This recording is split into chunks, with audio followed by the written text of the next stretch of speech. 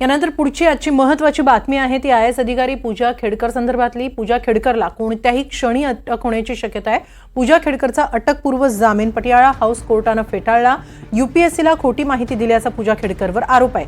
पूजा खेडकर यांनी नियमांचं उल्लंघन केलंय, त्यामुळे दोषी आढळल्यामुळे पूजाची उमेदवारीही यूपीएससीने काल रद्द केली होती, तर आज अटकपूर्व जामीन अर्ज फेटाळण्यात आलाय। दरम्यान पूजा खेडकर अटकपूर्व जामिनासाठी आता हायकोर्टात अपील करणार आहे। या संदर्भात आपण अधिक माहिती घेणार आहोत आमचे प्रतिनिधी रामराजे शिंदे यांच्याकडून। रामराजे, आज पटियाळा हाऊस कोर्टाने अटकपूर्व जामीन अर्ज फेटाळलेला आहे। दिल्ली हायकोर्टामध्ये पूजा खेडकर आता अपील करणार आहेत। काय नेमकं पुढे घडू शकतं?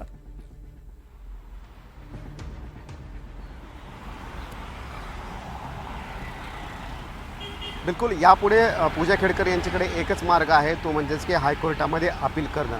आणि आपल्याला जी माहिती मिळालेली आहे सूत्रांकडून, ती आजच पूजा खेडकर या दिल्ली हायकोर्टामध्ये जाऊ शकतात आणि पटियाला हाऊस कोर्टानं जो आदेश दिलेला आहे त्याला स्थगिती देण्याची मागणी करू शकतात आणि त्याचबरोबर अटकपूर्व जामीन मिळण्यासाठी सुद्धा अर्ज दिल्ली हायकोर्टामध्ये ते करू शकतात। त्यामुळे आजच पूजा खेडकर या दिल्ली हायकोर्टामध्ये जाणार आहेत। परंतु जो निकाल दिलेला आहे पटियाला हाऊस कोर्टानं, त्यामध्ये 3 महत्त्वाचे मुद्दे आहेत। यूपीएससीमधून सुद्धा कोणत्या अधिकाऱ्याने मदत केलेली आहे का ते सुद्धा शोधून काढा असे आदेश देण्यात आलेले आहेत। त्याचबरोबर दिव्यांग या वर्गवारीमध्ये जे कागदपत्र सादर केले आहेत डॉक्टरांची, ते सत्य आहेत का ते सुद्धा तपासा।